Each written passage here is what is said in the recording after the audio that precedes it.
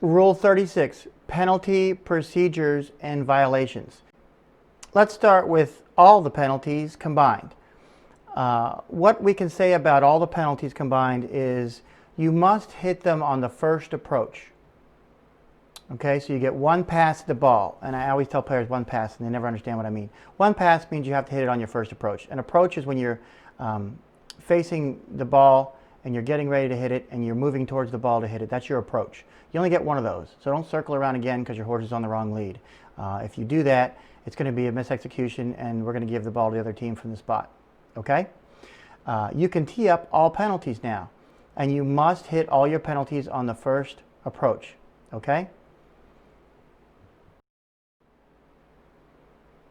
Remember, now that you can tee up all the penalties, you need to do it fairly quickly, and obviously before the umpire says play, just let your umpire know you're teeing up the ball.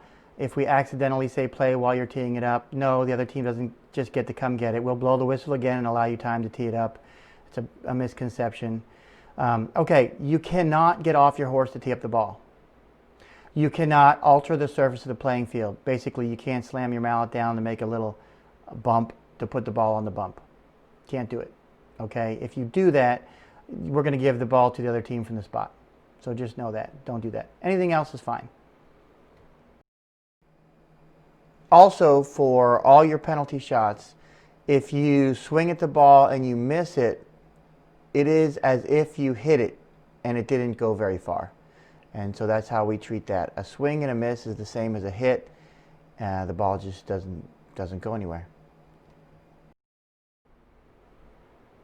Another note, very generally with all penalties, if there's a mis-execution by the defending team and the penalty shot would have likely gone in the goal, but for the mis-execution, the umpires have the discretion to go ahead and award a goal anyway. So know that that's a possibility. You will have 20 seconds to hit a penalty shot after the umpire says play. If you fail to do that,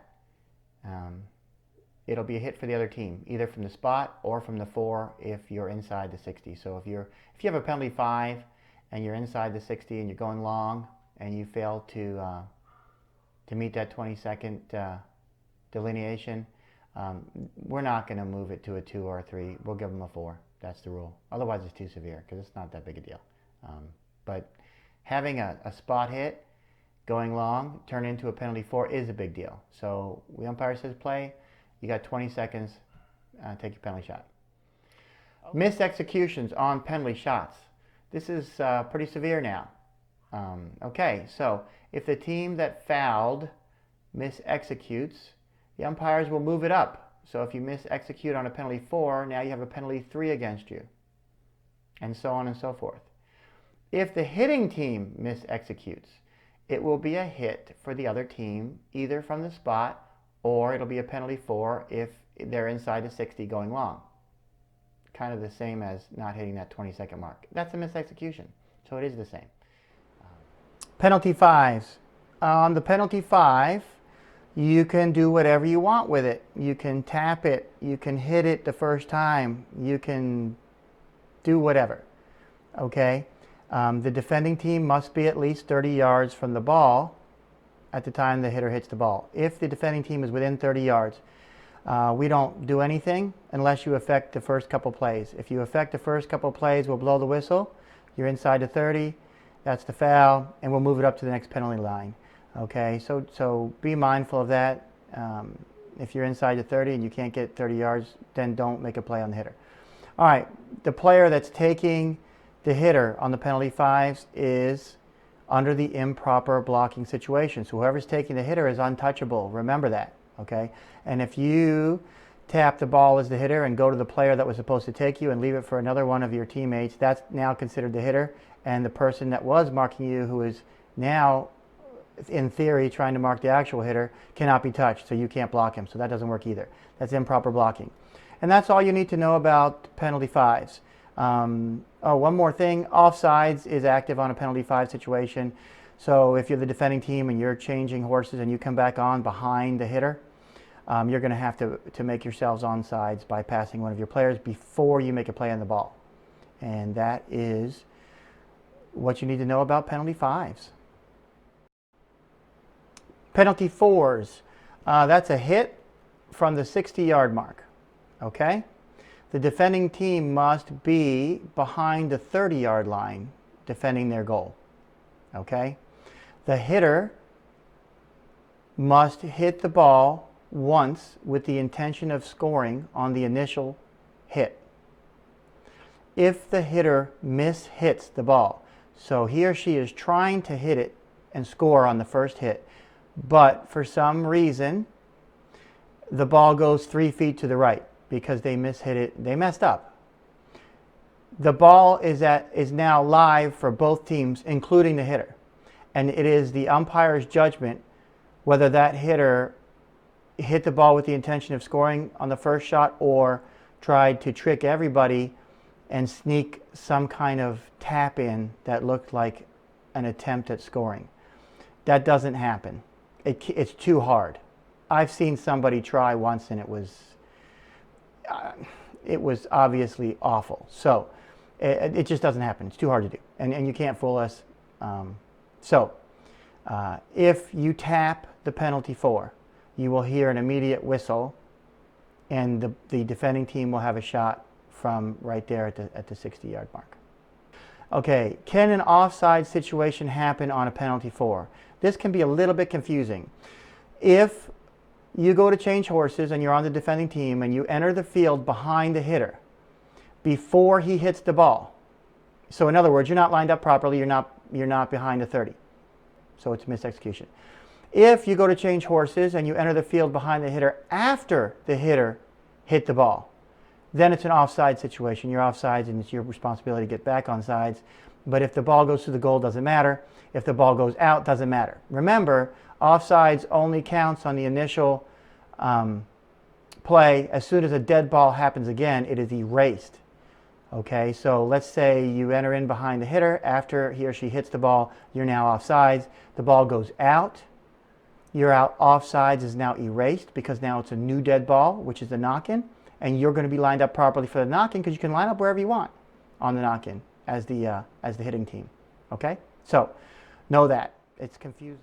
Penalty three is a shot for the hitting team, obviously, from the 40-yard mark. Okay, there are two kinds of penalty threes: defended and undefended. The penalty three can be defended or undefended in a host tournament committee election, but the host tournament committee can only elect the undefended option in polo that is 8 goals and above. And of course, in polo 8 goals and above, you have to have 2 professional umpires. So, and undefended. Your host tournament committee will make that decision before the tournament starts, and they will, because they're good at what they do, they will disseminate that information to all the players in a timely fashion before the tournament starts. That decision has already been made. Okay, so let's just say the host tournament committee has decided that penalty threes are going to be undefended. If that's the case, then the defending team must be behind their end line, not in between the posts so as not to distract the hitter. And all they can do is stand there and watch. That's all they can do. The hitting team, the entire hitting team, must be behind the ball. Okay, so they're behind the 40-yard mark. And the defending team is behind the end line. And there is nobody between the 40-yard line and the end line. And there is nobody in the goal mouth. The hitter has, obviously, we just said, one pass at the ball and one shot at the ball. One hit, that's all you get. Okay, so you'll hit your hit. It'll either go in the goal counts. Go out of the goal, knock in for defending team, or stop between the 40-yard mark and the goal.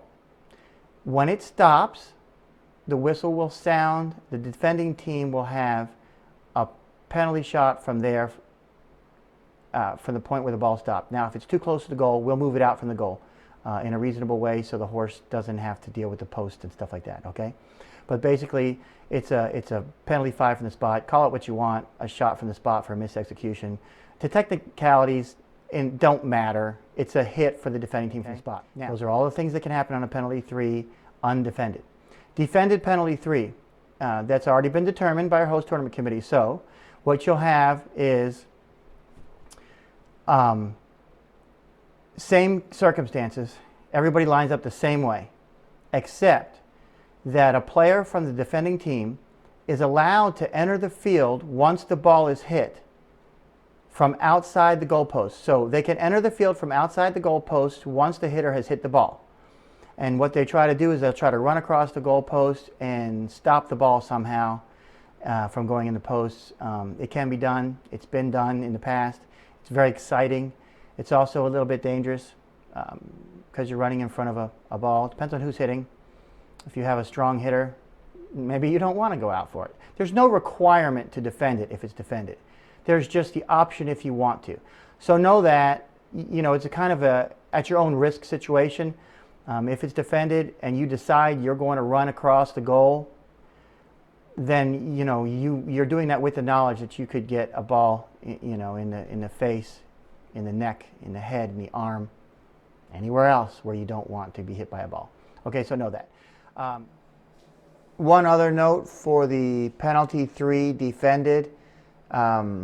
Once the hitter hits the penalty shot, they can't play the ball again until a member of the defending team plays the ball. And of course, once the ball is hit, the delay of game rules, the ordinary ones, are in place.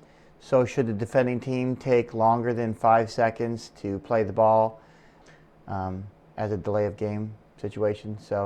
But a play at the ball is if the ball hits the defender or if he takes a swing at it or whatever. In the normal course of events, what will happen is the hitter will hit the penalty 3 as the defender is coming across the goal, and the defender coming across the goal and being very close to the ball would be considered a play at the ball. So then the ball is pretty much live at that point for both teams. But just remember that since you only get one hit on the 3s defended, then once you hit it, the defending team needs to make a play on it before you can hit it again. And that's a very unusual circumstance, but you should know about it. Okay, so know that. Never enter through the goalpost. It's a misexecution. In fact, none of your players can enter through the goalpost. It's a misexecution. And even if everything's perfect and you ran across the goal, perfect timing, you entered the field just as the hitter hit the ball, you knocked it out of the air with your mallet because you're just an amazing guy or gal, okay? And you hit a beautiful shot downfield and you're running downfield and all of your other players come onto the field to follow you, and the last player that comes on the field comes in between the posts. Whistle, misexecution, sorry, but that's the rule. So do not come between the posts. Okay? That's the penalty 3. Penalty 2. There are 2 kinds of penalty 2s. There's a penalty 2 from the spot and penalty 2 from the 30-yard mark. Let's do the penalty 2 from the 30-yard mark first. This is always undefended. It is a penalty given to the team that got fouled from the 30-yard mark. All the other rules apply. You have 1 pass, 1 hit, and you want to score on your first hit, and you only have 1 hit. So the hitter will hit the ball. Okay, the hitting team is behind the ball, and the defending team is behind the end line, not between the posts. The defending team can do nothing but watch. The hitting team needs to score on the first shot. The hitter hits it, the shot goes in the goal. The shot goes out of the goal, knock in. The shot stops between the 30-yard mark and the goal. Whistle sounds, hit for the defending team from the place where the ball stopped. If it's too close to a post, we'll pull it out. Same as the penalty 3, undefended penalty 3. Okay? That's your penalty 2 from the 30-yard mark. Okay, the penalty 2 from the spot is undefended. It's just like the penalty 2 from the 30-yard mark. Same rules apply. Same everything applies. You get 1 hit, it's undefended, and hope it goes in. And that's a penalty 1